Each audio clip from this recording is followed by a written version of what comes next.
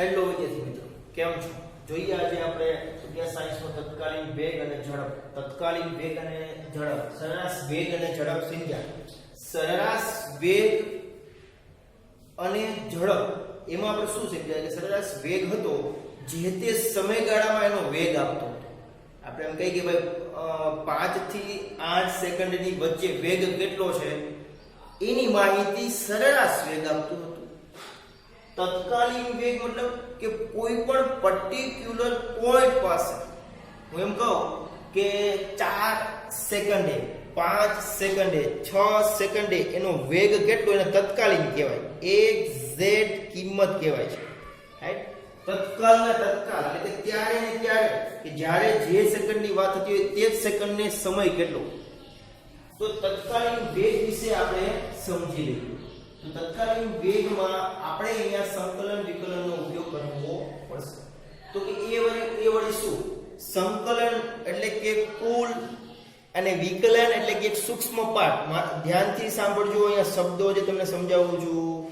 અહીંયા સંકલન વિકલનનો ઉપયોગ મતલબ કે નાનો મોકલો મારી પાસે આ એક કોડો છે બેસવાનો, રાઈટ? એમાં મારે ટાઇલ્સ લગાવવી છે, ટાઇલ્સ, રાઈટ? તો હું ખાલી લંબાઈ અને પહોળાઈ માપી લઉં, રાઈટ? પછી એક ટાઇલ્સ નું માપ માપી લો, એક જ ટાઇલ્સ નું માપ માપી લો એટલે મને બાકીની બધી જ ખબર પડી જશે. આ જે નાનું અમથો ખંડ છે એને કહેવામાં આવે છે વિકલન. શું કહેવામાં આવે છે? વિકલન. જો વિકલન એક નાના અમથા સૂક્ષ્મ પાઠનું, જો નાના અમથા સૂક્ષ્મ પાઠની ખબર પડી જાય તો ઓટોમેટિક પૂરેપૂરાનું આપણે કરી નાખીએ સંકલન. શું કરી નાખશું? પૂરેપૂરાનું સંકલન. એટલે તમને મળશે કુલ ઓરડામાં લગાવવાની ટાઇલ્સ. બીજી વસ્તુ કે ચલો આપણી પાસે નાની એવી કડી હોય, એ કડીને તમે ઘણી બધી ભેગી કરશો એટલે એક ચેન બનશે. પણ એક નાની એમથી કડી છે, રાઈટ? એ વિકલન છે, પણ બધી કડી તમે એના જેવડી ભેગી કરશો એટલે એક ચેન બનશે, એને કહેવાય સંકલન. તો આપણે પણ કોઈ પણ એક પર્ટિક્યુલર પોઈન્ટ પાસે આપણે કિંમત મેળવી, અહીંથી તમે અમદાવાદ જાઓ છો, રાઈટ? તો 1 કલાક પછી તમારો વેગ કેટલો છે? તો 60 મિનિટ તમારો વેગ કેટલો? તો તત્કાલીન એક નાનો અમથો ટુકડો થઈ. અમદાવાદ જવા માટે 3 કલાક લાગતી હોય, તમે 1 કલાકની વાત કરો કે નાનો અમથો ભાગ થઈ 1 કલાક, 2 કલાક ને 3 કલાક. તો 1 કલાકમાં તમારો વેગ કેટલો? 1 કલાક ને 1 મિનિટ અને 1 સેકન્ડે એનો વેગ કેટલો? તો તત્કાલીન વેગ મેળવવા માટે આપણે અહીંયા એનું આપણે વિકલન લઈએ છીએ આ રીતે. હવે વિકલનમાં આપણે ખબર છે કે વેગનું સૂત્ર આપણે જાણીએ છીએ કે અંતરના છેદમાં સમય, એ આપણને ખબર છે. પણ અહીંયા અંતરના છેદમાં સમય તો લેશું જ આપણે, પણ અહીંયા આપણે લિમિટ લેવી પડશે. લિમિટ વિશે તમને માહિતી આપું કે ડેલ્ટા x અને ડેલ્ટા t નાના અમથા અંતર માટે નાનો એવો સમયગાળો. એ તમને હમણાં ગ્રાફમાં સમજાવવાનો છું. આ જે અંતર વિરુદ્ધ સમયનો ગ્રાફ છે, મોસ્ટ ઓફ તમારા અંતર વિરુદ્ધ સમયના જ ગ્રાફ હશે. પહેલા આપણે અહીંયા જોઈએ. તો અહીંયા લખ્યું છે કે limit delta t tends to 0 નો મીનિંગ શું થાય? બરોબર ધ્યાનથી સાંભળજો. ડેલ્ટા t ટેન્ડ્સ ટુ 0 એ કોઈ પણ કિંમત હોય ફિઝિક્સમાં, ડેલ્ટા t હોય, x હોય, v હોય, કોઈ ભી કિંમત હોય અને આની કહેવાય tends to. Delta t tends to 0 કે ડેલ્ટા t ની કિંમત 0 ની નજીક લેવાની છે. મારી વાત સમજે તમને? ડેલ્ટા t ની કિંમત છે એ 0 ની થોડી નજીક લેવાની છે. ઓકે, ડેલ્ટા t ની કિંમત છે એ 0 ની નજીક, પણ 0 લેવાની નથી. આપણે સરેરાશ વેગમાં શું જોયું? આપણે કે સરેરાશ વેગમાં જોયું કે બે સમયનો તફાવત, બે જે સમયગાળો તેનો તફાવત. ફોર એક્ઝામ્પલ કે 3 થી 5 સેકન્ડની અંદર એનો વેગ કેટલો છે? તો સમયગાળો મોટો બની ગયો છે, રાઈટ? બની શકે એટલો સમયગાળો નાનો લેવાનો છે. બની શકે તેટલો. 1 સેકન્ડ કરતા નાનો લેવો હોય તો છૂટ છે. તો ડેલ્ટા t ની સમયની કિંમત બહુ જ તમે નાનામાં નાની લેશો તો જ તમને પરફેક્ટ અંતર મળશે અને અંતરના છેદમાં સમય મળશે, તો તમને વેગ એ જે પોઈન્ટ પાસે મળશે.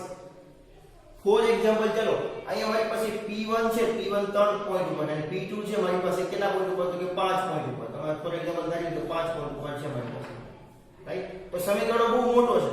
હજુ તમે સમયગાળો નાનો લો તો તમારી પાસે અહીંયા 3.5 અને 4.5 એનું નામ આપીશ કે Q1 Q2, તો બંને વચ્ચેનો તફાવત તો કે હજુ બંને વચ્ચેનો તફાવત 1 સેકન્ડનો છે. હજુ પણ નાનો લો તો કે અહીંયા મારી પાસે જે સમયગાળો મળશે એ મને સમયગાળો મળશે p. તો કે કેટલા સેકન્ડ? તો કે 4 સેકન્ડ એક્ઝેક્ટ. આ સમયગાળો થોડો મોટો હતો, બની શકે તો સમયગાળો આપણે નાનો લીધો, હજુ નાનો, કે 0 સાવ 0 તો લેવાનો છે જ નહીં આપણે, રાઈટ? બની શકે તેટલો આ સમય, તો આ સમય છે, કેટલા સમયમાં કેટલું અંતર કાપ્યું એનો ગ્રાફ છે કે ભાઈ 3 સેકન્ડમાં 2 મીટર, 4 સેકન્ડમાં 6 મીટર એવું કાપે છે, 5 સેકન્ડમાં 10 મીટર અંતર કાપે છે. તો આપણે બની શકે તેટલો સમયગાળો નાનો લઈએ તો આપણે અંતર છે ડેલ્ટા x પણ આપણે કેવું મળશે? નાનું. જો તમે આ મોટો સમયગાળો લો તો આપણે આ અંતર પણ મોટું મળે. જો આટલા સમયગાળામાં આપણે આટલું અંતર મળ્યું કે 10 અને 2 ની વચ્ચે 8 મીટર, 8 જેટલો તફાવત આપણે મળે છે. પણ જેમ જેમ હું આ બંને પોઈન્ટ લઉં તો આ બંને વચ્ચે 8 અને 4 તો કે 4 નો તફાવત છે. હજુ પણ પર્ટિક્યુલર એક જ પોઈન્ટ લઉં તો મારી પાસે કિંમત એ મને મળશે તો કે 6 મળશે મને. આ પોઈન્ટ પાસેની કિંમત મને અહીંયા મળશે 6. તો એકદમ જેમ જેમ મારો સમયગાળો નાનો બનતો ગયો તેમ મારું જે અંતર છે એ પણ મને પર્ટિક્યુલર તત્કાલીન એટલે કે તાત્ક્ષણિક ત્યાં એ જ કિંમતે આપણને મળશે પરફેક્ટ કિંમત. તો અહીંયા મારી પાસે ડેલ્ટા x ના છેદમાં ડેલ્ટા t છે. તો ડેલ્ટા t ની કિંમત 0 ની નજીક લેવાની છે. તો આનું કરવું પડશે આપણે વિકલન. કોઈ બી જગ્યાએ ફિઝિક્સમાં જ્યારે લિમિટ લખવામાં આવશે ત્યારે સામેના પદનું અહીંયા વિકલન બતાવવું પડશે. d એટલે કે ડેરિવેટિવ, કે આ સૂક્ષ્મ ખંડ છે, આને કહેવાય ડેરિવેટિવ કહેવાય છે. અને સંકલનની નિશાની આ રીતે છે, dx. આ ડેલ્ટા છે એનું ફોર્મેટ પાવર d બની જશે અને ડેલ્ટા t છે તો અહીંયા dt. આ તમને મળશે v. તો કે સૂક્ષ્મ પાર્ટ એટલે નાનામાં નાનું ખંડનું અંતના છેદમાં સમય તત્કાલીન વેગ આપણને આટલો મળે કે નાનામાં નાનું આપણો ખંડ. આ પ્રેક્ટિકલી મોડેલ તમને અહીં મેં સમજાવેલું છે. તો આ તત્કાલીન વેગ છે. તો તત્કાલીન વેગ માટે આપણને ખબર હોવી જોઈએ એક અગત્યની વસ્તુ કે વેગ છે એ દિશા ઉપર આધાર રાખે છે, રાઈટ? વેગ છે એ દિશા ઉપર આધાર રાખે છે. જ્યારે તમે તત્કાલીન વસ્તુ બોલતા હો છો ત્યારે તમારે અહીંયા સમયગાળો પણ નાનામાં નાનો એટલે કે ડેલ્ટા t ટેન્ડ્સ ટુ 0 હોવો જોઈએ. હવે તમે કીધું dx/dt છે ને વંચાય કઈ રીતે? તો આપણે એમ કહી શકાય ને વાંચવું હોય તો x ની સાપેક્ષે t નું વિકલન. dx/dt ને શું કહેવાય? તો કે x ની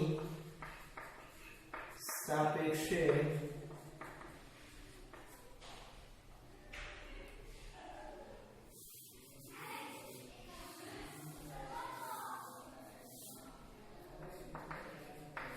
t ની સાપેક્ષે x નું વિકલન.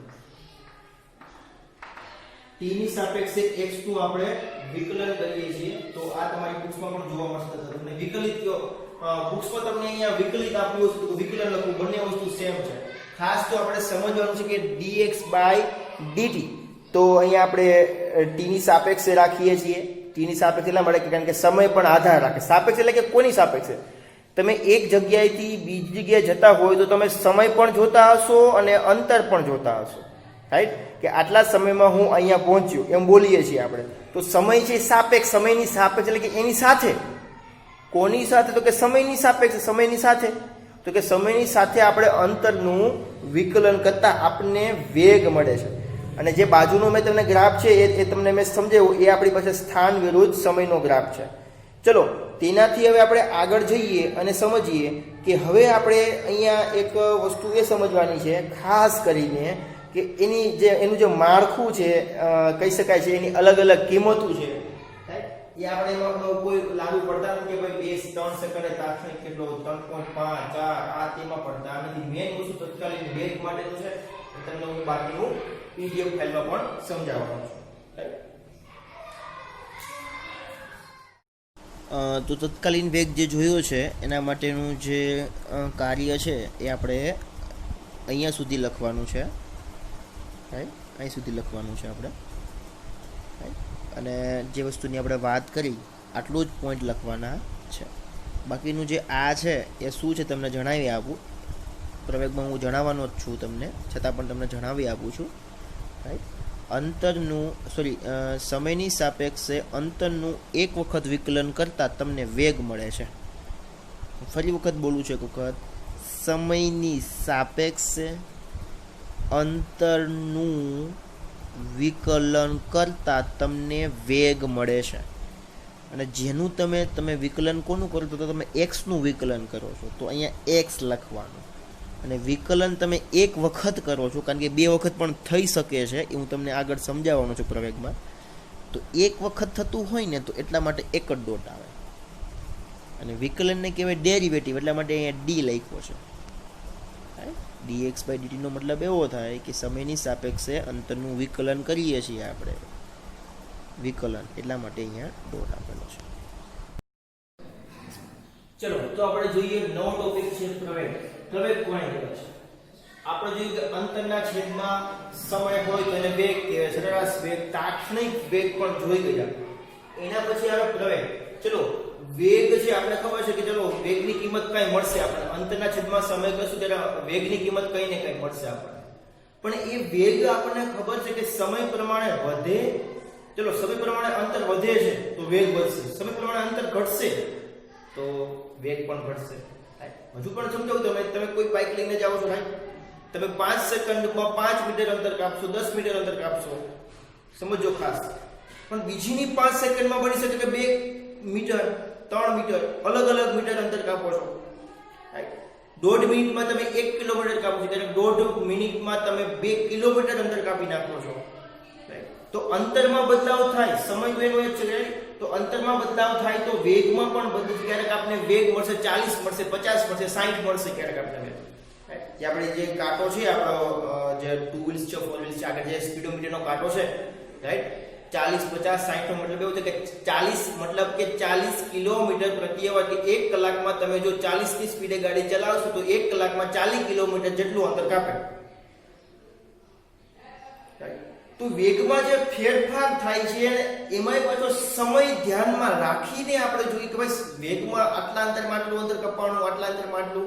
તો જ્યારે વેગમાં ફેરફાર થાય છે અને એમાં સમયગાળો ધ્યાનમાં રાખવામાં આવે છે તો એને કહેવામાં આવે છે પ્રવેગ. વેગમાં થતા ફેરફારના સમયને, વેગમાં થતા ફેરફારના સમયને પ્રવેગ કહે છે. હવે એનું અહીંયા ડેફિનેશન આવી છે કે v2 v1, એનો મતલબ એવો થાય કે v2 v1 વેગમાં ફેરફાર થયો, અંતિમ વેગ અહીંયા અને શરૂઆતનો વેગ, ત્યારે જે સમયગાળો લીધો છે જે વેગમાં ફેરફાર. ચલો તમે 1 કલાકમાં ચલો ગાડી ચલાવો છો, હવે તમે સમય નોટ ડાઉન કરો, ચલો ગાડી ચલાવો છો, હવે તમારો વેગ છે 40 છે, 40 માંથી તમે હવે સ્પીડ પકડો છો, હવે તમારો વેગ થઈ ગયો 80. જ્યારે 40 હતો ત્યારે તમારી 8મી સેકન્ડ હતી અને 80 થઈ ગયો ત્યારે તમારી 18મી સેકન્ડ છે. 8 સેકન્ડ તમે નોટ ડાઉન કર્યું હતું કે 40 કિલોમીટર પ્રતિ અવર તમારી સ્પીડ છે. હવે 18 સેકન્ડે તમે વેગ વધારતા ગયા ગાડીનો અને એ 80 થઈ ગયો છે. તો આ તમારી પાસે v1, આ છે v2, આ છે t1, આ છે t2. તમે બે કિંમત તમે અહીંયા મૂકશો, તમને મળશે સરેરાશ પ્રવેગ મળશે. શું મળશે? સરેરાશ પ્રવેગ મળશે. એટલે તમારી પાસે v2 v1 એટલે કે 80 40 એટલે કે 40 કિંમત આવશે ઉપર, નીચે તો કે 18 8 છેદમાં 8 ઉપર 40 છેદમાં 8 એટલે 5 મળશે તમને પ્રવેગ. પ્રવેગ તમને કેટલો મળશે? 5. અને હજુ સમજાવું છું કે અહીંયા જે વેગ છે, વેગ એનો એકમ યાદ છે, વેગનો એકમ છે મીટર પ્રતિ સેકન્ડ, અંતરના છેદમાં સમય, અને બીજો સમય છે અહીંયા મૂકી દઈશું સમય, તો કુલ પડી કે મીટર પ્રતિ અંશ છેદમાં મીટર પ્રતિ સેકન્ડ સ્ક્વેર. તો પ્રવેગનો એકમ બને છે અહીંયા મીટર પ્રતિ સેકન્ડ સ્ક્વેર, માઈનસ ની આવશે, સેકન્ડ સ્ક્વેર આવશે.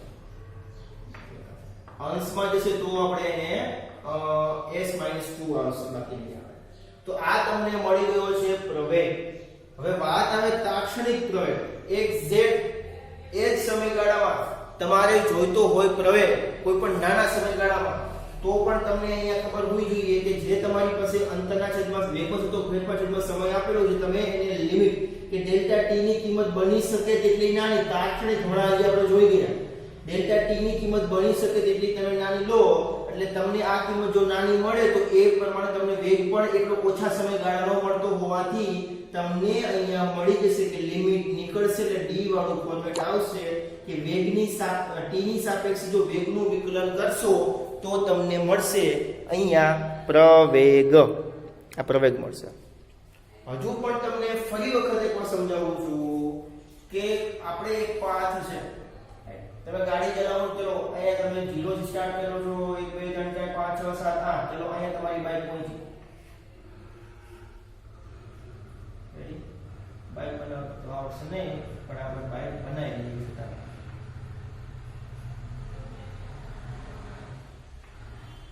આ દિશામાં આ દિશામાં લાગે છે, આ દિશામાં પણ જાય છે.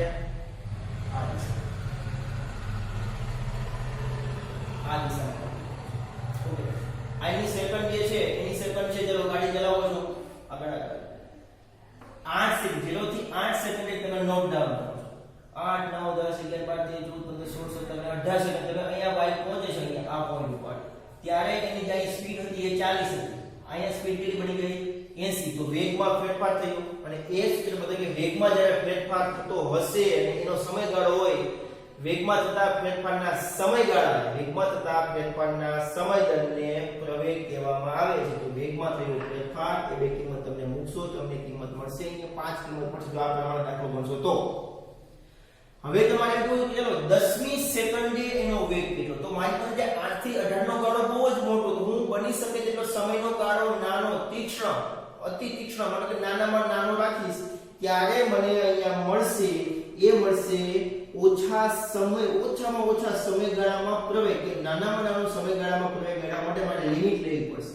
તો dv/dt આવશે, લિમિટ નીકળશે એટલે કે અહીંયા એનું વિકલન આવશે નાના અમદા પર્ટિક્યુલર જગ્યા ઉપર. ફોર એક્ઝામ્પલ રાખીએ ચલો 9 થી 10 સેકન્ડની વચ્ચે એનો વેગ કેટલો, અથવા તો રાખીએ આપણે ચલો 12 થી 13 સેકન્ડની વચ્ચે એનો પ્રવેગ કેટલો હતો, ઓછામાં ઓછું. આ અંદર મોટું હતું સમયનું ઓછામાં ઓછું, કારણ કે ડેલ્ટા t ટેન્ડ્સ ટુ 0, 0 ની એકદમ નજીક લઈ જવાનું છે. રાઈટ? અહીંયા એક એક્ઝામ્પલ જોઈએ અહીંયા, તો અહીંયા તમને ખબર પડશે કે અલગ અલગ સમયના ગાળામાં તમે જો આ સમય 2 સેકન્ડ 4 સેકન્ડ વધે જો 6 8 10 એ હાઈએસ્ટ પહોંચે છે. પાછું 10 થી 18 માં કેવું છે? શૂન્ય. જો અહીંથી કોન્સ્ટન્ટ શૂન્ય છે, સમય તો વધશે, સમય તો વધતો જ જાય છે. 18 સુધી એ ગાડી સ્થિર હતી ત્યાં ને ત્યાં, પછી એની વિરુદ્ધ દિશામાં જાય છે. પછી જો આ છે ધન છે, આ છે ઋણ, વિરુદ્ધ દિશામાં જાય છે.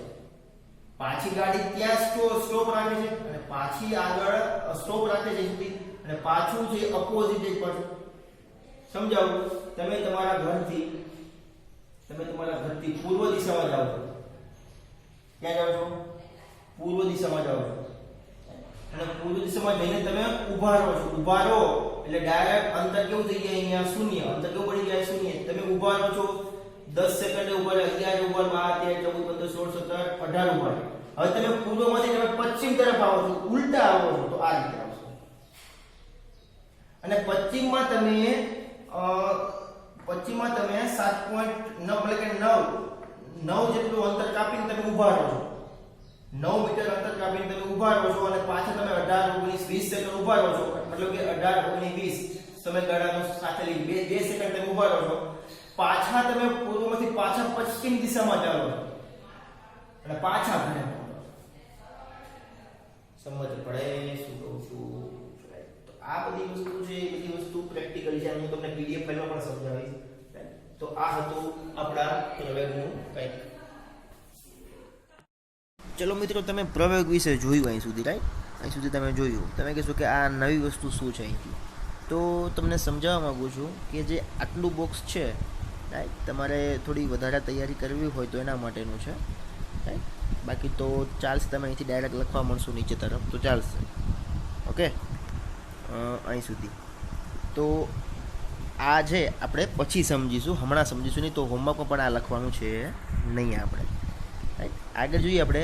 કણનો કોઈ પણ ક્ષણે પ્રવેગ એટલે કે સ્થાન એક્સનું સમય ટીની સાપેક્ષે 2 વાર વિકલન અથવા વેગનું સાપેક્ષે 1 વાર વિકલન મળે છે. હવે એ છે આની જ માહિતી છે, અને એવું લાગશે તો આપણે એ સમજી લેશું. તમને જો શોર્ટમાં સમજાવવા માગું કે આપણે અંતરનું દ્વિતીય વિકલન કરીએ, અંતરનું ડાયરેક્ટ દ્વિતીય વિકલન કરો તમને પ્રવેગ મળે. આ તમને નહીં સમજાય છતાં પણ તમને સાઈડમાં સમજાવવાની ટ્રાય કરું છું. જો એક્સના છેદમાં ટી કહીએ આપણે, તો આપણે એમ કહીએ કે આપણને વેગ મળે, રાઈટ. તો આપણે ખબર છે કે આપણે છે સમયની સાપેક્ષે અંતરનું વિકલન dx/dt કરો, તમને મળે વેગ મળે. શું મળે? વેગ મળે. ધ્યાનથી મારી વાત સાંભળજો. તમને શું મળશે? વેગ મળશે, જે અહીંયા બતાવેલું છે. ઓકે, હવે ધ્યાનથી સાંભળજો કે જો આપણે સમયની સાપેક્ષે વેગનું વિકલન કરીએ તો, હમણાં આપણે જોયું એ સમયની સાપેક્ષે અંતરનું વિકલન, જો સમયની સાપેક્ષે વેગનું વિકલન કરીએ તો આ એક વખત વિકલન છે. આ રેડી, dv/dt એટલે કે એક વખત વિકલન. તો આપણને મળશે અહીંયા પ્રવેગ મળે. શું મળે? પ્રવેગ મળે. આ પ્રવેગ છે, આ મળશે આપણને પ્રવેગ મળશે. હવે એક અગત્યની, સૌથી અગત્યની વાત છે, જો આપણે સમયની સાપેક્ષે અંતરનું દ્વિતીય વિકલન એક વખત વિકલન કરો તો વેગ મળે, પાછું વિકલન કરો તો પ્રવેગ મળે. આ વળી શું? જો એને કહેવાય દ્વિતીય વિકલન. આ રીતે કે જો અંતર સમયની સાપેક્ષે અંતરનું તમે દ્વિતીય એટલે કે બે વખત વિકલન કરવાનું. એક વખત કરવાનું એટલે વેગ મળે, બીજી વખત કરશો એટલે પાછું પ્રવેગ મળે. દ્વિતીય વિકલન કરો એટલે ડાયરેક્ટ તમને પ્રવેગ મળે. પડી ખબર? અંતરમાંથી ડાયરેક્ટ પ્રવેગમાં જવું હોય તો દ્વિતીય વિકલન અંતરનું કરવું પડે, ડાયરેક્ટ તમને પ્રવેગ મળી જાય. એ જે અહીંયા લખેલું છે એ વસ્તુ આ સૂચન કરે છે. તો અહીંયા તમારી પાસે છે, અહીંયા તરતનો સમજાઈ દો ટોપિક લીધો છે તો સમજાઈ દઈએ. v = dx/dt આપણે ભણી ગયા છે. અંતરના છેદમાં સમય એટલે તમને મળશે વેગ, રાઈટ. એનું વિકલન કહેવાય છે. મેં તમને સમજાવ્યું છે ઘણા બધા વિડીયોઝમાં, વિકલન અને સંકલનમાં શું ફરક છે, વિકલન શું છે, રાઈટ. હવે આપણી પાસે અહીંયા પ્રવેગનું સૂત્ર છે. પ્રવેગ શું કહે છે? તો કે એ બરાબર વેગમાં થતો ફેરફાર છેદમાં સમય, આપણે જોઈ ગયા છે. હવે અહીંયા ધ્યાનથી જોજો, અહીંયા શું કરવાનું છે. અહીંયા મારે વેગને ખાલી હું ધ્યાનમાં લઉં છું, વેગને બરોબર ધ્યાનથી. વેગ મને ક્યારે મળે? કે જ્યારે સમયની સાપેક્ષે અંતરનું વિકલન કરું ને ત્યારે મને વેગ મળે. તો આ જે કાઉન્સ તમને દેખાય છે ને મિત્રો, આ કાઉન્સ તમને જે દેખાય છે ને, બધું કાઢી નાખું છું. આ તમને જે કાઉન્સ દેખાય છે એ આ વેગનો છે. સમજ પડે શું કહું છું? આ વેગનો છે. ઓકે, અને અહીંયા જે dt ડેલ્ટા ટી છે એ આ dt છે, અને આ ડેલ છે એટલે કે અહીંયા d છે. ઓકે, હવે અહીંયા કુલ મળાવીને વાત એ થશે કે જ્યારે તમે અહીંયા dt તો dt નો સ્ક્વેર હોવો જોઈએ છે અહીંયા, રાઈટ. તો ddનો સ્ક્વેર અને dx સ્ક્વેર, તો કહી શકાય છે સમયની સાપેક્ષે અંતરનું દ્વિતીય અને દ્વિતીય વિકલન કહેવાય. શું કહેવાય? દ્વિતીય વિકલન કહેવાય. તો તમને ડાયરેક્ટ પ્રવેગ મળે. હજુ બોલું છું એક વખત, સમયની સાપેક્ષે અંતરનું દ્વિતીય વિકલન કરતાં તમને પ્રવેગ મળે. એક વખતે વિકલન કરો સમયની સાપેક્ષે અંતરનું તો ખાલી વેગ જ મળે, પાછું વિકલન કરો એટલે તમને મળે પ્રવેગ. તમે કહેશો આ શું છે? તો આ થોડુંક તમને આમાં નથી બરોબર આપ્યું, પણ હું તમને સમજાવું છું કે આને કઈ રીતે લખવાનું. જો એને આ રીતે એક્સ ઉપર ડોટ લખવાનું, આ રીતે ટપકું કરવાનું. એ ટપકુનો મિનિંગ એવો થાય કે એક્સનું એકવાર વિકલન. અહીંયા તો બે વખત છે, તો અહીંયા એક્સ ઉપર ડબલ ડોટ આવશે આ રીતે, કે એક્સનું દ્વિતીય વિકલન. બે ડોટ હોય ને મિત્રો તો દ્વિતીય વિકલન, એક ડોટ હોય તો પેલું એક જ વિકલન. આવું કંઈક સૂચન થાય છે. આગળ એટલે બધું લખ્યું છે. xt સાપેક્ષે બે વાર વિકલન અથવા તો વેગનું સમયની સાપેક્ષે એકવાર વિકલન. જો xt કરવું હોય તો બે વાર કરવાનું તો પ્રવેગ મળે, અને જો વેગનું એક વખત તમે કરો તો પ્રવેગ મળે. આ બધા પ્રવેગ જ મળે છે. અંતરનું બે વાર કરવું પડે અને વેગનું એક જ વાર. પ્રવેગને સ્થાનની સાપેક્ષે તેમજ વેગની સાપેક્ષે વિકલન કરીને દર્શાવી શકાય છે. પ્રવેગ એ ધન ઋણ શૂન્ય હોઈ શકે છે. ગ્રાફમાં વાત આપણે કરવાના છીએ. dv/dt ધન હોય તો કણનો પ્રવેગની દિશા x અક્ષ, અને જો dv/dt ઋણ હોય તો x ઋણ તરફ હોય છે. એ બધી વસ્તુ આપણે હમણાં જોવાના જ છીએ. વેગ અને પ્રવેગ બંને ધન અથવા બંને ઋણ હોય તો કણની ઝડપમાં વધારો થાય છે. આવા કિસ્સામાં કણ પ્રવેગિત ગતિ કરે છે તેમ કહેવાય છે. અહીં પ્રવેગિત દિશા વેગની દિશામાં જ હોય છે, પણ વેગ અને પ્રવેગ વિરુદ્ધ સંજ્ઞાના હોય તો કણની ઝડપમાં ઘટાડો થાય છે. આવા કિસ્સામાં કણને પ્રતિપ્રવેગી ગતિ કહેવાય છે. હવે આ જે લાઈન છે એ તમને હવેના પછીના જે ગ્રાફ થકી તમને સમજાવું છું. કયું ઋણ કયું ધન હોય છે તેની વાત છે. ચલો આપણે જોઈ ગયા કે હવે અહીંયા પ્રવેગને ત્રણ મૂલ્યો જોઈ લઈએ આપણે. તો પ્રવેગ કેટલા પ્રકારના મળે, ક્યાં ક્યાં મળે? તો કે અંતર વિરુદ્ધ સમય અને અંતર વિરુદ્ધ સમયના ત્રણ ગ્રાફ આપણે દોરેલા છે. સરેરાશ પ્રવેગમાં આપણે ખબર છે કે t ની કોઈ કિંમત મળશે પર્ટિક્યુલર આપણે, અને વેગમાં થતો ફેરફાર કે અંતિમ માઈનસ શરૂઆત. v0 એટલે કે શરૂઆતનો, v એટલે કે અંતિમ. તો v માઈનસ v0 ના છેદમાં t નો મતલબ એવો થાય કે અંતિમ માઈનસ શરૂઆતનો પ્રવેગ. ઓકે, તો અહીંયા આપણી પાસે ધન સંખ્યા મળે છે. ધન કઈ રીતે મળશે કે જ્યારે તમે અંતરની સાપેક્ષે તમારો જે શું કહેવાય સમયની સાપેક્ષે અંતર કાપતા હોવ છો, રાઈટ, તો તમને ધન પ્રવેગ મળશે. કેવો મળશે પ્રવેગ? પ્રવેગ તમને કેવો મળે? તો કે ધન પ્રવેગ મળશે. આવો ગ્રાફ મળે ધન મળે. તો ઋણ મળે ત્યારે તમારી પાસે છે ઘટશે, રેડી, વધીને પાછો ઘટશે આ રીતે. તો તમારો ગ્રાફ કંઈક આ રીતે કે અંતરની સાપેક્ષે સમયનો ગ્રાફ એક તમને આ રીતે મળશે. પણ તમારો પ્રવેગ શૂન્ય હોય તો વેગ અચળ હોય. સાંભળજો, શરૂઆતનો વેગ છે એ મારી પાસે 50 છે અંતિમ, અને શરૂઆતનો વેગ એ 50 છે અને એની લીધેલો સમય હું 8 સેકન્ડ લઉં છું. મારી વાત ધ્યાનથી સાંભળજો. જ્યારે તમારો વેગ આ એક માર્ક્સ પર શીખ્યું એક નો સવાલ, જ્યારે તમારો વેગ અચળ છે, તમે પહેલેથી 50 કિલોમીટર પ્રતિ અવાર ચલાવો છો ગાડી અને છેક સુધી 50 કિલોમીટર પ્રતિ અવાર ગાડી ચલાવો છો, તો શરૂઆતમાં 50 છે અને અંતિમે 50 છે. તો શરૂઆત અને અંતિમ, આ છે શરૂઆત છે અને આ છે અંતિમ છે. તો અંતિમ માઈનસ શરૂઆત, તો તમારો અહીંયા બનશે 50 માઈનસ 50 તો શૂન્ય બને છે. છેદમાં 8 એટલે કે શૂન્ય. તમારો પ્રવેગ કેવો બને છે? તો કે શૂન્ય બને છે. તો કે આ કન્ડિશનમાં પ્રવેગ કેવો બનશે? શૂન્ય. શા માટે? કારણ કે સરખા સમયમાં સરખું અંતર કાપે તો સુરેખ ગ્રાફ મળે. સરખા સમયમાં સરખું અંતર કાપે તો વેગ પણ આપણી પાસે 1 મળશે આપણને. ચલો જોઈએ ટોપિક અહીંયા કે નિયમિત પ્રવેગી ગતિ માટે v અને t ના આલેખો. રાઈટ, બહુ જ અગત્યનો ટોપિક છે આ. નિયમિત પ્રવેગ ગતિ માટેના vt ના બધા જ ગ્રાફ vt ના છે. v એટલે કે v વિરુદ્ધ t ના, v વિરુદ્ધ t એમ બોલાય છે અહીંયા. એ હંમેશા y અક્ષ ઉપર જે પહેલા બોલાય પછી x અક્ષ ઉપર જે હોય એ બોલાય. v વિરુદ્ધ t નો ગ્રાફ છે બધા ચાર. તો અહીં તમે જોઈ શકો છો કે શરૂઆતનો વેગ છે, સમય સાથે સમય વધે છે અને વેગ પણ વધે છે. રાઈટ, તો સમય વધે છે અને વેગ વધે છે. v વિરુદ્ધ t નો આલેખ આપણે શું આપે? તો કે પ્રવેગ આપે. તો પૂછે આપણને કે v વિરુદ્ધ સમયનો આલેખ શું આપે? આપણે શું દર્શાવે? તો કે પ્રવેગ દર્શાવે છે. બધા જ ગ્રાફ પ્રવેગ બતાવે કારણ કે બધા જ ગ્રાફ વેગ વિરુદ્ધ સમયના ગ્રાફ હોવાથી પણ કઈ અલગ છે.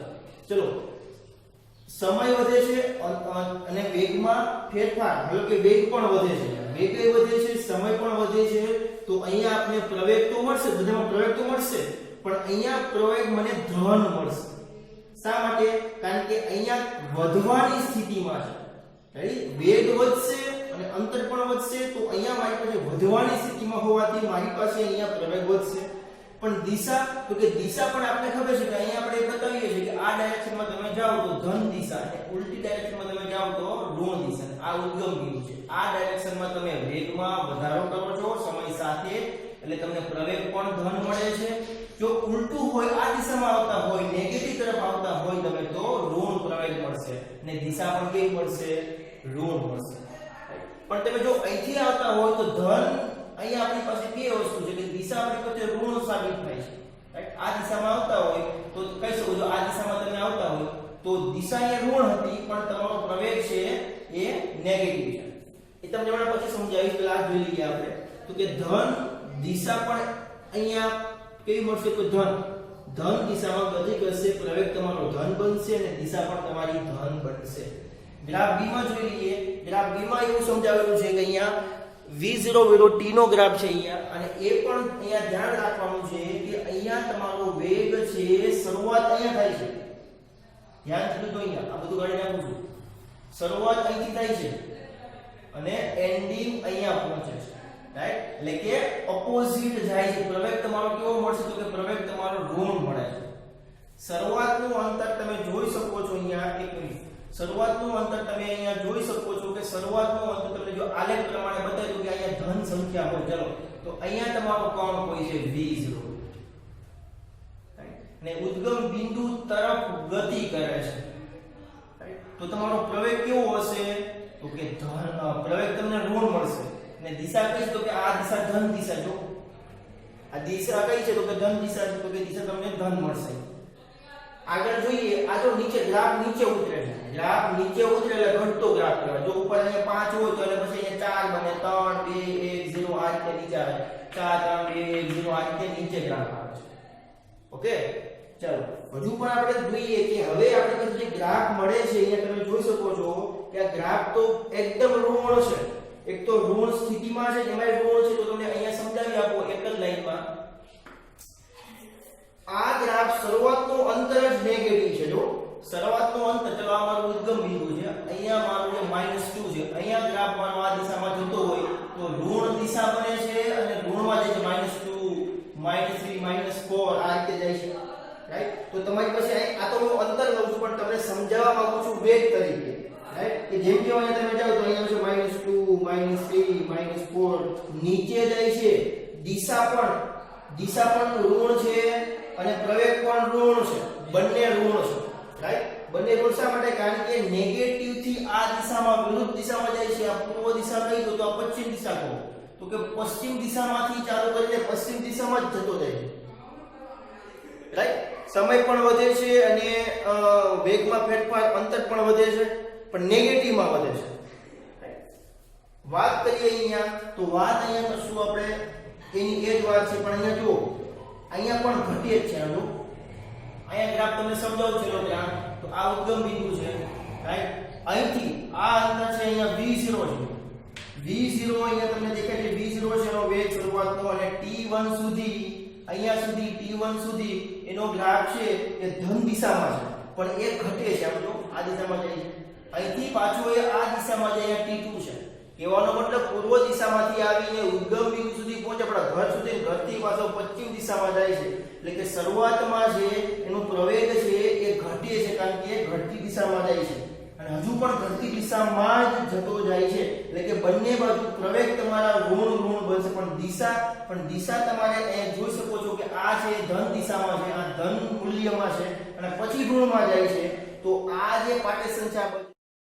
હેલો વિદ્યાર્થી મિત્રો, જોઈએ આગળનો સવાલ। અચળ વેગ સમયના આલેખ દોરો અને આ આલેખનું અર્થઘટન કરવાનું છે આપણે। તો સૌપ્રથમ આપણે સવાલ થાય કે અચળ વેગ એટલે શું? ઘણાને ખબર હશે, છતાં પણ આપણે જોઈ લઈએ। ચલો આ રસ્તો છે, અહીંયા તમે આ બિંદુએ ઊભા છો, રાઈટ, તમારી પાસે બાઇક છે, રાઈટ। હવે બાઇક તમે ચલાવવાનું શરૂઆત કરો છો, તો અહીંથી તમે શરૂઆત કરીને અહીંયા સુધી પહોંચો છો, તમે એક ગામથી બીજા ગામ જાઓ છો, રાઈટ, તો આ પોઈન્ટથી બીજા પોઈન્ટ સુધી તમે ચલાવો છો બાઇકને। તો મિત્રો અહીંયા તમે સમય નોટ ડાઉન કરો છો તો તમારું જે ગાડી છે એનો જે કાંટો છે એ 50 ઉપર બતાવે, 50 ઉપર બતાવે એનો મતલબ એવો થાય કે તમારી ગાડી છે એ 50 કિલોમીટર પ્રતિ અવરની ઝડપે ચાલે છે। જો એ રિધમથી ચાલતી જ રહેશે તો 50 કિલોમીટર જેટલું અંતર કાપશે, રાઈટ। તો હજુ સમજાવું છું, અહીંયા જે અચળ વેગ છે એની માહિતી તમને આપું કે અહીંયા હતા ત્યારે પણ 50ની સ્પીડ હતી અને છેક સુધી 50ની સ્પીડ હોય તો એને કહેવાય અચળ વેગ, કે અહીંયા પણ 50, અહીંયા પણ 50, શરૂઆત પણ 50 અને અંતિમ પણ 50। તો કે શરૂઆતમાં તમારી સ્પીડ જે છે 50 કિલોમીટર પ્રતિ અવર એ પણ 50 છે, અંતિમ એ પણ 50 છે, તો બંને અહીંયા કિંમતો સરખી મળે છે આપણને। અહીંયા 50નું 60, 50 60 આંકડાકીય માહિતી બદલાતી નથી, 50 કિલોમીટર પ્રતિ અવર છેક સુધી ચાલે તો અચળ વેગ છે। તો જો એને આપણે આલેખમાં બતાવવું હોય તો આલેખ તમને અહીંયા એકદમ સ્પષ્ટપણે બતાવું છું કે ચલો મારી પાસે અહીંયા હું લખું છું કે અહીંયા 20, અહીંયા લખીશું 50, અહીંયા લખીશું 80, આ રીતે લખીશ, રાઈટ। તો અહીંયા 50 છે છેક સુધી જો સમય વધશે કે 1 સેકન્ડ 2 સેકન્ડ 3 4 5 6 7 8 9 10 જેટલી પણ કલાક 2 કલાક, રાઈટ। પણ તમારી જે એક અંતર છે 50નું, જે ડિઝિટ છે અહીંયા 50નો એ તમારી પાસે કન્ટિન્યુઅસ છે। જો મારી પાસે બાઇકની સ્પીડ વધશે તો કંઈક 80 પાસે પહોંચશે, આ રીતે વધશે, આ રીતે, રાઈટ। આ પાસે ભાઈ 5 સેકન્ડે મારી પાસે 80ની સ્પીડ આવે છે, પણ એવું કંઈ અહીંયા બનતું નથી.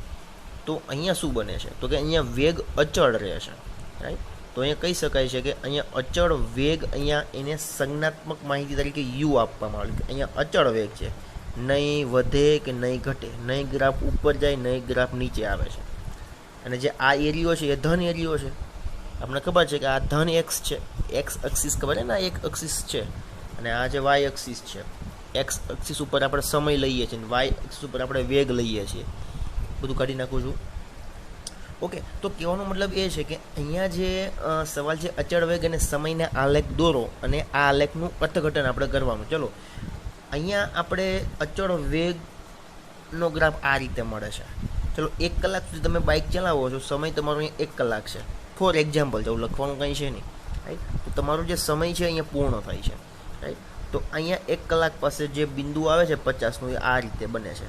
પણ જો હવે હું આના એરિયા માપી શકું કે નહીં, અંતર ક્ષેત્રફળ, એ વળી શું નવીન આવે છે સમજાવું તમને. ચાલો, આપને ખબર છે અહીંયા છે 30 મિનિટ આવતી છે, અહીંયા 15 મિનિટ આવે, અને અહીંયા આપણે 1 કલાક લીધેલી છે. આપણે જોઈએ, આપણે 1 કલાક સુધી બાઇક ચલાવો છો અને સતત 50ની સ્પીડ છે ભાઈ, વધતી નથી કે ઘટતી નથી, રાઈટ. તો અહીંયા તમારો ગ્રાફ જે બને છે એ કંઈક આ રીતે બને છે, આ રીતે, રાઈટ. પણ જો તમારે આનું ક્ષેત્રફળ માપવું હોય તો એને કહેવાય એકમ ક્ષેત્રફળ, અંતર એકમ ક્ષેત્રફળ. કઈ રીતે? અહીંયા તમે જુઓ છો કે આ લંબાઈ છે અને આ પહોળાઈ છે, રાઈટ. તમે આ એરિયો માપો તો તમને આટલું અંતર તમને મળે, સ્થાનાંતર મળે તમને. હજુ સમજમાં ના હોય તો આપણે પ્રેક્ટિકલી સમજી લઈએ. જો અહીંયા લખ્યું છે કે t બરાબર 0 થી t બરાબર t સમયગાળા સુધી, એટલે કે t બરાબર 0 થી t બરાબર 1 કલાકના સમયગાળા આપણે ધારેલું છે, રાઈટ. સમયગાળા વચ્ચે મળતા આલેખ વડે, એટલે કે આ મળે, જો આ એરિયો ઘેરાતું ક્ષેત્રફળ. ઘેરાતું મતલબ આ ઘેરાય છે, જો આ ઘેરાઈ ગયું, ચારે બાજુથી ઘેરાઈ ગયું. સમજવા માટે આવા શબ્દ બોલું છું. એવું બધું લખવાનું છે એને કે ઘેરાઈ ગયું, અને તે ખાલી એવું લખવાનું છે કે વડે ઘેરાતું ક્ષેત્રફળ છે. ઓકે, અને એની ઊંચાઈ કેટલી? તો કે આપણે ખબર કે ઊંચાઈ, આપણા અહીંયા ઊંચાઈની વાત નતા કરતા, પણ આપણે ખાલી અહીંયા ક્ષેત્રફળ મેળવવું છે એટલા માટે ઊંચાઈ શબ્દ બોલી ગયા છે. આ એની ઊંચાઈ છે યુ જેટલી. આ એનો અચળ વેગ છે એકચ્યુઅલી, આ યુ. પણ અહીંયા આપણે સમજ માટે આપણે આનું ક્ષેત્રફળ માપન કરવું છે ને મિત્રો, ઘેરાતું ક્ષેત્રફળ, એટલા માટે આપણે એને યુ કહીએ છીએ. ઓકે, અને ટી પહોળાઈ છે, એટલે આ એની પહોળાઈ છે, જાડાઈ અને પહોળાઈ, એટલે લંબાઈ ગુણ્યા પહોળાઈ કહો તોય ચાલશે. પીડીએફમાં આ રીતે છે, એટલે મારે આ રીતે સમજાવું. તમે લંબાઈ અને પહોળાઈ રાખશો તો પણ ચાલશે. બાજુવાળા લંબચોરસ જેટલું ક્ષેત્રફળ કીધું તો ઊંચાઈ અને પહોળાઈ, અથવા લંબાઈ ગુણ્યા પહોળાઈ. લંબાઈ એની યુ છે, ઊંચાઈ એટલે યુ છે, અને પહોળાઈ એની ટી છે. તો યુટી જેટલું લંબચોરસનું ક્ષેત્રફળ થાય, રાઈટ. તો અહીંયા ઘેરાતું જે ક્ષેત્રફળ છે મિત્રો એ યુટી છે. કેટલું છે? યુટી છે. હવે એક વસ્તુ છે અહીંયા કે આપણી પાસે આ ક્ષેત્રફળ પદાર્થે કાપેલા અંતર અથવા સ્થાનાંતર જેટલું છે. જો સાંભળજો, આ જે ક્ષેત્રફળ આપણને મળે છે ને, કોઈ પૂછે કે આપણે આ ઘેરાતું ક્ષેત્રફળ શું બતાવે છે, જ્યારે તમે અચળ વેગ અને ટીનો ગુણાકાર કરો તો એ જે બંનેનો જે તમે સમયગાળો અને જે અચળ વેગનો ગ્રાફ તમે ડ્રો કરો છો અને તમને જે ઘેરાતું ક્ષેત્રફળ મળે છે એ શું છે? તો અહીંયા સ્પષ્ટપણે કીધું છે કે ક્ષેત્રફળ એ પદાર્થે કાપેલ અંતર અથવા સ્થાનાંતર બતાવે છે. અંતર અથવા તો એનું સ્થાનાંતર બતાવે છે, બીજું કંઈ બતાવતું છે નહીં. આ લખ્યું છે યુ ગુણાકારમાં ટી. બરોબર ધ્યાનથી સાંભળજો મિત્રો, આ બધું કાઢી નાખજો, વધારાનું છે. આ યુ અને આ ટી. યુ એટલે કે વેગ, વેગ એટલે કે અંતરના છેદમાં સમય. ટી એટલે કે સમય, તો સમયનું સમય ઉડી જશે એટલે તમને મળશે અંતર. મતલબ અહીંયા કહેવાનો થયો કે યુ ટી છે. યુ એટલે કે શું છે? યુ એટલે કે અંતરના છેદમાં સમય. ટી એટલે કે સમય કેન્સલ, તો વધ્યું શું? અંતર. જો અહીં બતાવું છું, સમય કેન્સલ, તમને મળશે અંતર. તો કહી શકાય છે તમારી પાસે આ જે ઘેરાઈ છે અને એ જે ક્ષેત્રફળ મળે. જો નીટની તૈયારી કરતા એ બાળકો માટે ખાસ છે આ, રાઈટ. યુ અને ટીનો જે આપણે ઘેરાતું ક્ષેત્રફળ જોવા મળે છે અચળ વેગ અને સમયગાળાથી, રાઈટ. તો એ શું બતાવે? તો કે અંતર બતાવે છે. તો એની પાસે, અને આપણી પાસે ખબર યુ ગુણાકારમાં ટી, તો એનું MLT આપણને મેળવતા હવે આવડતું હશે એવું મારું માનવું છે, રાઈટ. અહીંયા અંતર મળે છે, અંતરનું MLT લંબાઈમાં L બને છે, રાઈટ. કોઈ પણ સમયગાળામાં પદાર્થે કાપેલું અંતર તે સમયગાળામાં વી અને ટીના આલેખ અને સમય અક્ષ વચ્ચે ઘેરાયેલા ક્ષેત્રફળ જેટલું હોય. અહીંયા બતાવે કે ભાઈ જો તમે વી અને ટીનો આલેખ તમે અહીંયા ડ્રો કરો અને એની કિંમત તમે લખો, રાઈટ. ક્યારેક આપણે ગ્રાફ આ રીતે મળે, જો ક્યારેક આપણે ગ્રાફ આ વધે ને પાછો ઘટે, તો આ જે ક્ષેત્રફળ ઘેરાય છે એ શું બતાવે, તો કે અંતર બતાવે છે. હવે તમને કમ્પ્લીટ ખબર પડી ગઈ છે કે અંતર આપણે મેળવવા માટે વી અને ટી એનો ગુણાકાર એટલે કે યુટી જે પણ વેગ આપ્યો હોય એ, રાઈટ, તો એ આપણને અહીંયા મળશે. પણ અહીંયા આપણે એક્ઝેક્ટ મળતું હોવાથી અહીંયા આપણે લખી શકીએ. અહીંયા જો થોડુંક લંબચોરસ ન કહી શકાય અહીંયા, રાઈટ. તો અહીંયા તમે જોઈ શકો છો કે ઘેરાયેલા ક્ષેત્રફળ જેટલું હોય, જો વીટીનો આલેખ હોય સમય અક્ષ સાથે ઘેરાયેલો હોય તો એ આપણને મળે એ રીતે. સમય અક્ષની, સમય અક્ષ વળી શું? સમય અક્ષ એટલે આ સમય અક્ષ છે. સમય એટલે કે ટાઈમ, અક્ષ એટલે કે અક્ષિસ છે, એક્સ અક્ષિસ એટલે કે સમયની અક્ષિસ. સમય જ્યાં છે એ અક્ષિસ એટલે કે સમય અક્ષ. સમય અક્ષની ઉપર તરફ ઘેરાતા ક્ષેત્રફળને ધન, નીચે તરફ ઘેરાતા ક્ષેત્રફળને ઋણ ગણવામાં આવે છે. અહીંયા આપણને ખબર છે કે કોઈ પણ હોય એ અહીંયા જે આપણને ગ્રાફ મળે છે ને મિત્રો એ આ રીતે મળે છે. થોડુંક મિસ્ટેક છે, આ રીતે મળે છે. ઓકે, તો આ જે ઉપર ગ્રાફ છે, જો આપણે પહેલા ચરણમાં છે જેને થોડું ઘણું આવતું હોય નવમા ધોરણનું, તો પહેલું ચરણ છે એમાં ધન જ સંખ્યા હોય. તો ઉપર જો આપણને ઘેરાતું ક્ષેત્રફળ મળે ને મિત્રો તો એ હંમેશા ધન અંતર મળે આપણને, રાઈટ. પણ જો હું અહીંયા નીચેની વાત કરું મિત્રો, તો નીચે જે ઘેરાતું ક્ષેત્રફળ છે એ મને કેવું મળે? માઇનસ એટલે કે ઋણ મળે મને. થોડાક અક્ષર ત્રાસાબાસા થાય છે ભાઈ, તો ઋણ મળશે, માઇનસ મળે ટૂંકમાં મને, રાઈટ. તો એ તમને મેં સમજાવું. નીચે હોય તો ઋણ મળે, ક્યાં ગયું? અહીંયા ક્ષેત્રફળ કેવું મળશે? ઋણ. હવે અહીં લખ્યું છે કે એક્સ ટી, વી ટી, એ ટી, આપણા 3 ગ્રાફ જોયા. જે આલેખોમાં કેટલાક બિંદુઓ તીક્ષ્ણ વળાંક ઉપર આવેલા છે તે એ સૂચવે છે કે આવા બિંદુઓ પાસે વિધેયનું સંકલન થઈ શકે નહીં. હવે તીક્ષ્ણ બિંદુ એટલે કે તમને સમજાવું કે જો આ રીતે ગ્રાફ આપણને એક મળતું હોય, રેડી, એક્ઝેક્ટ બતાવું તમને. ચલો, આ રીતે ગ્રાફ મળે છે. ઓકે, તો આ છે એ તીક્ષ્ણ બિંદુ છે, આ એનો સ્પર્શક ન હોય, રાઈટ. એ લાઈન તમે ન લખો તો ચાલશે, આ નોંધ ન લખો તો. વાસ્તવિક પરિસ્થિતિમાં જો આલેખના દરેક બિંદુએ વિધેયનું વિકલન થઈ શકે તો તે આલેખ સરળ વક્ર હોવો જોઈએ. જો આ લાઈન નથી લખવી આપણે, કારણ કે આ વસ્તુ આપણે આગળ જતાં ભણવાની છે. આનો અર્થ એવો થયો કે કોઈ એક ક્ષણે વેગ અને પ્રવેગના મૂલ્યોનો ફેરફાર અચાનક થાય નહીં, પણ આ ફેરફારો હંમેશા સતત હોય છે. આ બે લાઈન કોઈ આ બસ અહીં સુધી આપણે લખશું, અહીંયા સુધી આપણે લખશું. ઓકે.